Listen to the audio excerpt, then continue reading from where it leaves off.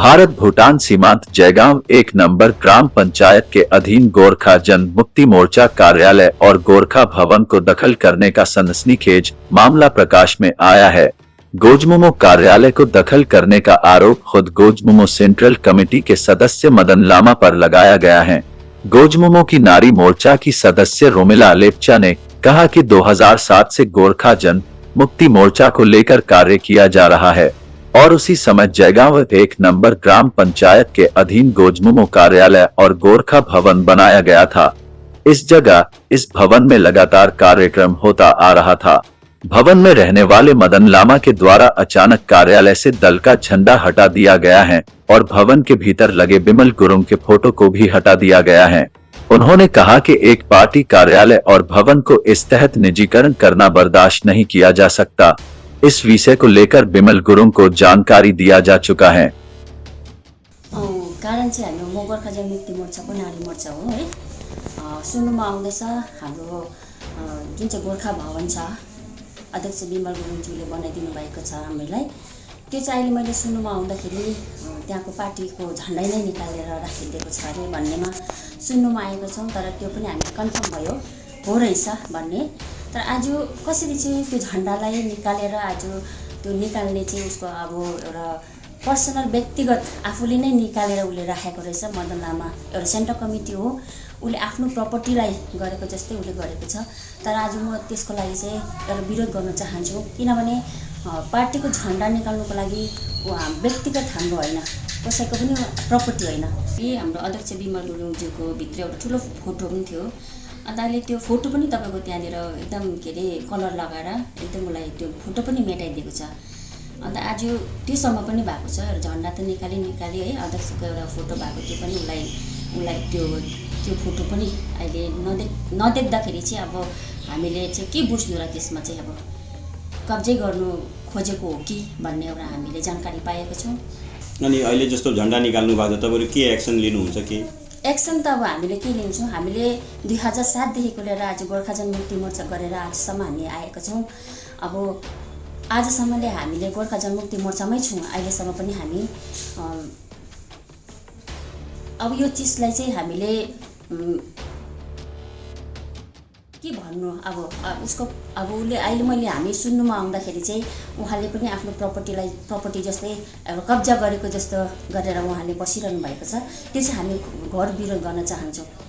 यो चाहिँ फेरि गोर्खा भवन र गोर्खाको पार्टी अफिस जस्तै तपाईँले चाहनुहुन्छ? हामी चाहिँ त्यही चाहन्छौँ। आज उहाँले भन्नुहुँदैछ अरे यहाँनिर गोजुमोमो छैन, गोजुमोमो एकदम जिरोमा आएको छ भनेर भन्दैछ अरे, हामी सुन्नुमा आएको छौँ। होइन, गोजुमोमो किन छैन, छ नि। तर उहाँले एउटा आफ्नो मेरो एउटा प्रपर्टी हो भनेर उसले आज कब्जा गरेको जस्तै उहाँले गरिरहनु भएको छ। तपाईँ माथि हाइकमान्डमा जनाउनु भयो यो कुरा हामीले माथि पनि जनाइदिएको छौँ, दाजुलाई पनि जनाइदिएको छौँ। उहाँले पनि कारबार गर्नुहुँदैछ, उहाँले पनि कारबार गर्नुहुन्छ उहाँको लागि। इधर दूसरी ओर गोजमुमो के सेंट्रल कमेटी के सदस्य मदन लामा ने कहा कि इस भवन को काफी मुश्किल से वह चलाते आ रहे हैं। आज बिजली बिल, रख रखाव आदि जैसी खर्च उन्हें ही करना पड़ रहा है। इस जगह होने वाले खर्च को कोई सहयोग नहीं करता है। वह जयगांव में गोजमुमो को आरंभ करने वाले में से एक है। आज गोजमुमो में रहते हुए आंदोलन के दौरान उन पर कई मामले चल रहा है। गोजमुमो में जुड़े लोग अपने स्वार्थ के लिए आज दूसरे दल में चले गए हैं और आज नए लोगों को हाईकमान से महत्व दिया जाता है। यही वजह है कि उन्होंने कार्यालय से दल का झंडा हटा दिया है। उन्होंने कहा कि इस भवन को बनाने में उनका काफी महत्वपूर्ण योगदान है, पर दुख की बात है कि आज पार्टी करने वाले की संख्या जयगांव में ना के बराबर है। कि यो जुन चाहिँ भवन छ, यो भवन जस्तो गोर्खा भवन हो अनि यहाँ गोजुमोमोको पार्टी अफिस छ। अहिले एलिगेसन आउँदैछ कि तपाईँले यसलाई अहिले झन्डाहरू हटाइदिनु भएको छ अनि तपाईँले यसलाई दखल गर्नुहुँदैछ। के हो यो एलिगेसन चाहिँ? एक्चुअली यो चाहिँ सुन्नुभएको खबर आएको चाहिँ यो चाहिँ सही नै हो। अब यो पार्टी गरेको चाहिँ अब यो 2008 मे महिनामा सन् 8 तारिक मैले झन्डा ग्रहण गरेको हो। दार्जिलिङ जाँदाखेरि त्यति बेला जयगाउँ टु दार्जिलिङ टु जयगाउँ गाडी भाडा सानो गाडीको मात्र 2700 रुपियाँ भाडा थियो र अहिले 2022 अहिले 7,000 भएको छ गाडी भाडा। समय र जमाना कहाँ पुगिसकेको छ। त्यस बखत पार्टीले म एउटा फन्डरको नाताले मैले पार्टी स्थापना गरेँ हाँसिमारादेखि यता। र त्यति बेला पार्टी सङ्गठन गर्दाखेरि हामीले केही पनि जानेको थिएन। म साथीहरू भएर हामीले सङ्गठनलाई सानो सानो टुक्री टुक्री गर्दै कोठे बैठक गरेर ठुलो गरेर हामीले कालचिनी ब्लक अन्तर्गत हामीले सङ्गठन बनायौँ। त्यसपश्चात पार्टीबाट कुनै पनि त्यति बेला सहुलियत थिएन। आफ्नो बलबुतामा सङ्गठन गर्नुपर्ने, आफ्नो पार्टीको निम्ति गर्नुपर्ने र गोर्खाल्यान्डको मुद्दा थियो। र हामी त्यति बेला पक्कै पनि गोर्खाल्यान्ड हुन्छ, हुने नै छ। अध्यक्षज्यूले विमल गुरुङज्यूले पक्कै पनि फत्तै गर्छ होला, हामी उहाँलाई साथ दिन्छौँ भनेर हामीहरू साथ दिएको हौँ। त्यति बेला सहयोगको समर्थकबाट 10 रुपियाँ थियो। र 10 रुपियाँ गरेर हामीले त्यति बेला त्यो 10 रुपियाँले त हामीलाई केही पनि हुँदैन थियो। त्यो 10 रुपियाँ हामीले माथि बुझाउनु पर्थ्यो। त्यो समयमा त्यो 10 रुपियाँले केही हुँदैन थियो। समय राम्रो थियो, कमाइ थियो सबको। त्यति बेला म पनि एउटा होटल चलाउँथेँ आफ्नै बासगृहमा, रेस्टुरेन्ट थियो, राम्रै थियो, पैसा सबैजनाको थियो। हामीले यसरी हामीले सङ्गठनमा हामीले पैसा हाल्यौँ, हिँड्यौँ, गऱ्यौँ, गर्दै गयो, मान्छे जोड्दै गयौँ, ठुलो हुँदै गयो। 2010-11देखि जब अध्यक्षज्यू पिण्डल भिलेजमा जिटिएको हस्तान्तरण भयो, त्यहाँनिर हामी पनि गएका थियौँ। हामीलाई पनि त्यति बेला दुःख लागेको थियो। दुःख लागेर तापनि हामीले त्यो दुःखलाई हामीले पचाएर हामीले जिटिएलाई हामीले समर्थन दिएकै थियो। डोर्सबाट भारी मात्रामा हामीले साथ दिएकै थियो। त्यो पनि हामी पछाडियौँ। फेरि पनि त्यहाँदेखि हिँड्दै गयौँ, बढ्दै गयौँ, आन्दोलन भयो। हामीले त्यहाँदेखि केस पनि खायौँ। 4वटा केस धाइरहेको छौँ। र त्यसमा अहिले 2017को चाहिँ नयाँ केस छ, त्यो अहिले पेन्डिङमा छ। र त्योभन्दा 2010को फेब्रुअरीमा 8 तारिकको भएको केस त्यो यथावत छ। त्यो हामीलाई झुन्डाइरहेको छ, अङ्कुश गरिरहेको छ। अब त्यत्रो केसहरूमा हामीले 4-4वटा केसलाई हामीले विड्रो गर्दाखेरि 5,000 7,000 र 17को त 10,000 गरेर परेको छ। र यत्रो 10 हामीले विड्रो गरेर 10 पैसा तिर्यौँ। महिनामा 2-2 महिनामा कोर्टमा जानुपर्छ।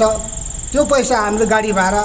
र अहिले त्यति बेला हामीले 20 रुपियाँ भाडा चाहिँ अलिपुरको जयगुण्ट अलिपुर, र अहिले 70 र 80 रुपियाँ भएको छ। र यसरी हामीले बेच्नुपर्छ। र यो भवन चाहिँ हामीले हाम्रो बल थियो, हाम्रो तागत थियो। त्यति बेला हामी लोकल हो। जब हामी बनाउन सक्छौँ भने हामी बिगार्नु पनि सक्छौँ नि।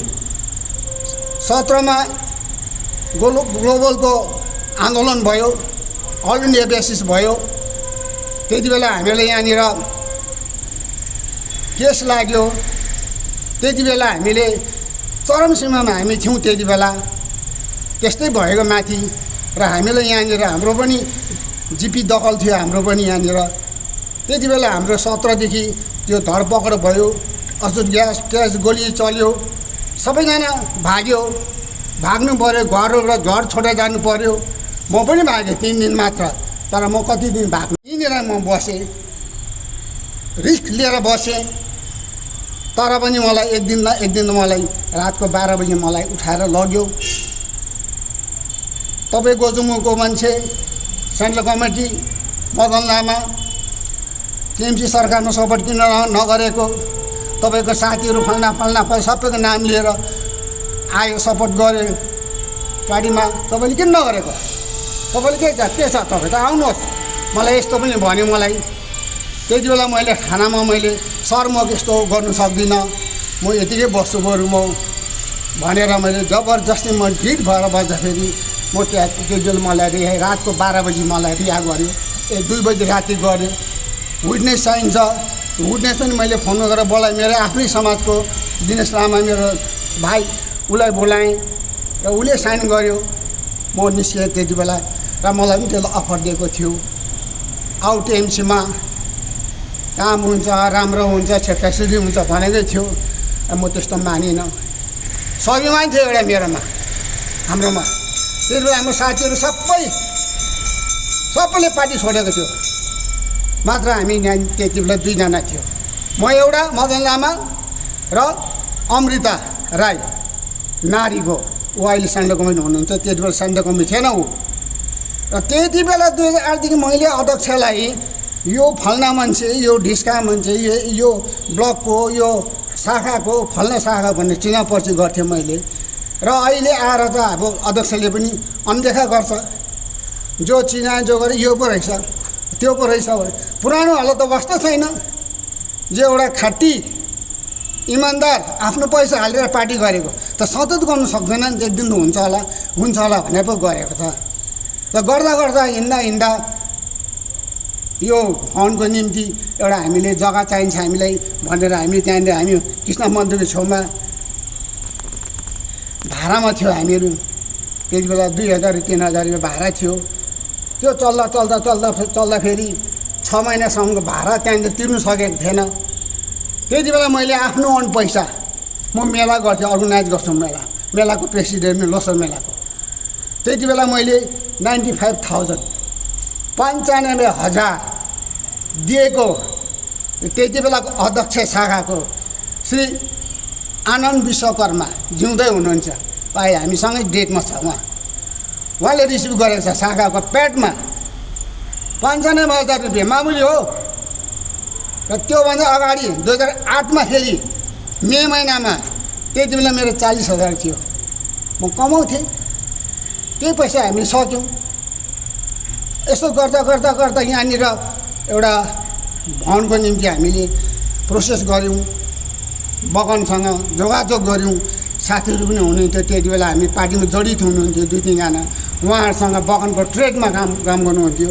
उहाँहरूसँग हामी जडित भएर सरसल्लाह गरेर एउटा कसरी हुन्छ हामी एउटा लिउँ, कति दिन भाडामा बस्नुपर्छ, हामी आफ्नै बनाऊँ भन्दाखेरि अध्यक्षज्यू त्यति बेला जयगाउँ भिजिट आउनुभएको थियो। फर्स्ट टाइम पहिलोचोटि प्रथममा आउनुभएको थियो। त्यति बेला हाम्रो अध्यक्षज्यूमा फरेस्ट गेस्ट हाउस भोलन्टरीमा उहाँ बस्नुभयो गेस्ट हाउस फरेस्टमा। अनि जयगाउँ परिङमा हाम्रो अफिस त्यहाँ आउँदाखेरि हाम्रो अफिसमा एकछिन दर्शन गरिदिनु, अफिस पस्नुहोस् न अध्यक्षज्यू भन्दाखेरि उहाँ पनि पस्नुभयो। पसेर उहाँले 10 मिनट बस्नुभयो। कसको भने भाडाको भने, र उहाँ आनन्द होटलमा बस्नुभयो। हामीलाई बोलाएर म रिसिभ गर्ने त्यति बेला 4 लाख रुपियाँ बैना दिनुभएको थियो। यो 4 लाख रुपियाँ चलाऊ भनेर, तिमीहरू काम गरेर जमिन खऱ्यो, रेस्ट जमिन पक्का जमिन भने। त्यही अनुसार हामीले रिसिभ गरेर हामी, म थियो, आनन्द थियो, सकिलो लामा थियो, आनन्द बरैली विश्वकर्मा, दुर्गा राई, गोपाल सुवेल, उहाँ आज स्वर्ग हुनुभयो, इत्यादि यस्तो थियो। अरू हाम्रो अरू पनि थुप्रै थियो साथीहरू। र त्यो 4 लाख रुपियाँ इलेक्सनको टाइम थियो त्यति बेला।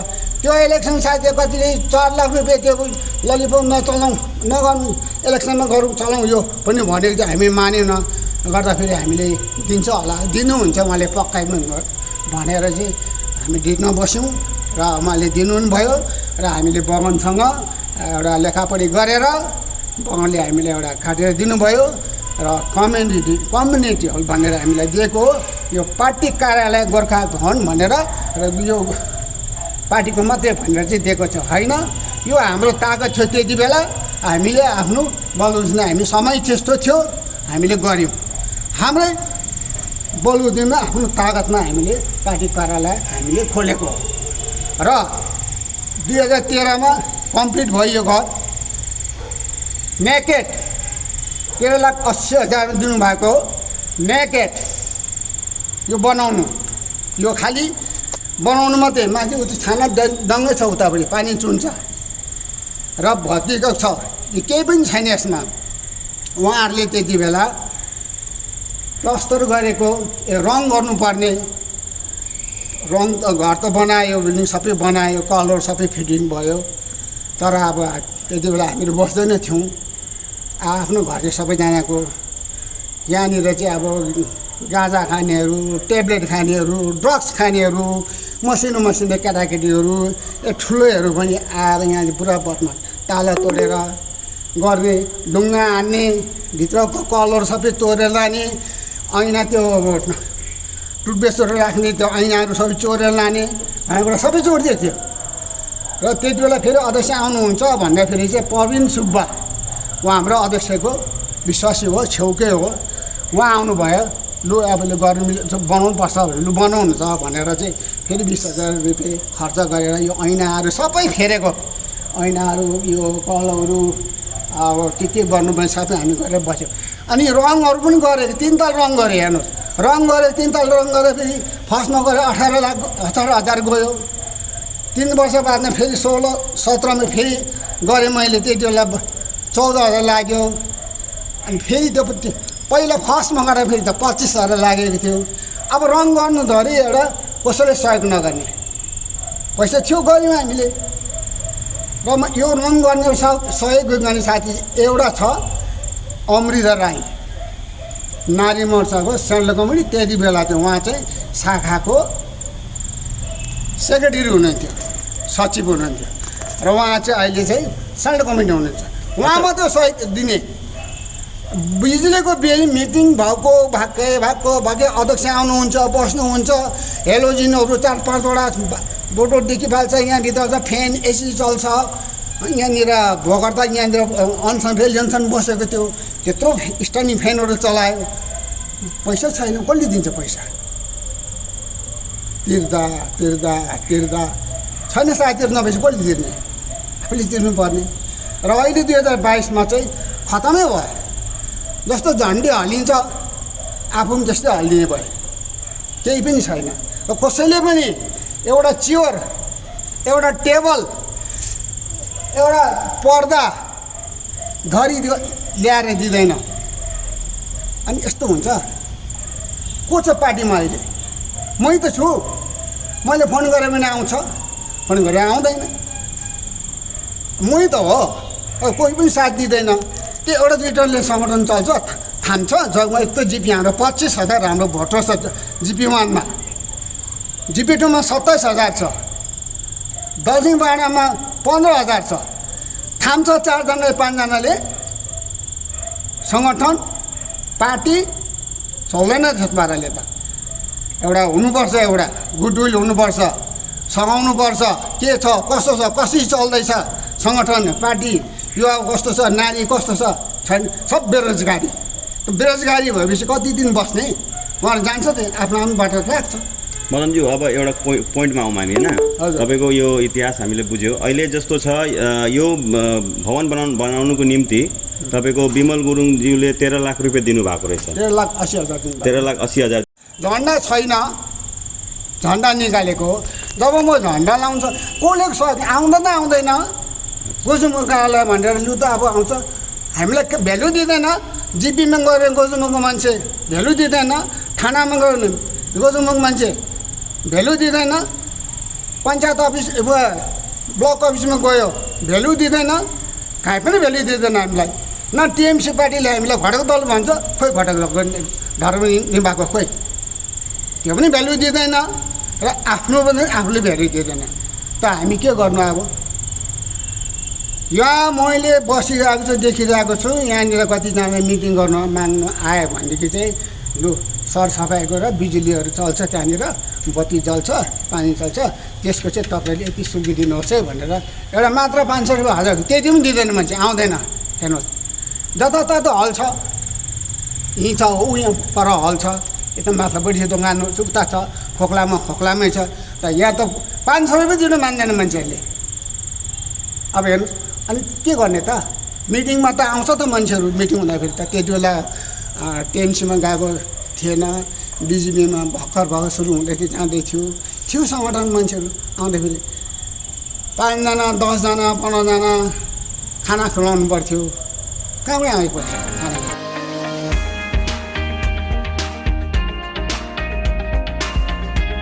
Kitchen Gallery, exclusive showroom for modular kitchen. aquarium, fish and pets. Glass Corner, MG Road, Jaigaon.